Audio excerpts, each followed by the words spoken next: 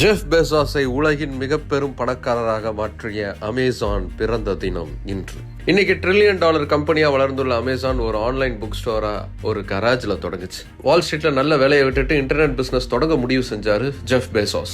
அதுக்காக 1994 வருஷம் ஜூலை மாசம் 5ஆம் தேதி வாஷிங்டன் மாநிலத்தில் இருக்கக்கூடிய பெல்லவியூல தனது கராஜ்ல Amazon.com லான்ச் செஞ்சார். தனது பெற்றோர் உதவியோட $3 லட்சம் இன்வெஸ்ட்மெண்டோட அமேசானை தொடங்கினார். அமேசான் கார்டுல பார்ப்பதற்கரிய உயிரினங்கள் இருக்கிற மாதிரி கிடைப்பதற்கரிய புத்தகங்கள் இதுல கிடைக்குங்கிற மாதிரி இந்த பேரை வச்சார். புத்தக விற்பனையில இருந்து கொஞ்சம் கொஞ்சமா ஒரு மாதிரி இன்னைக்கு electronics, cloud computing, Prime Video, அலெக்சான்னு எக்ஸ்பேண்ட் ஆகி போய்கிட்டே இருக்கு அமேசான்.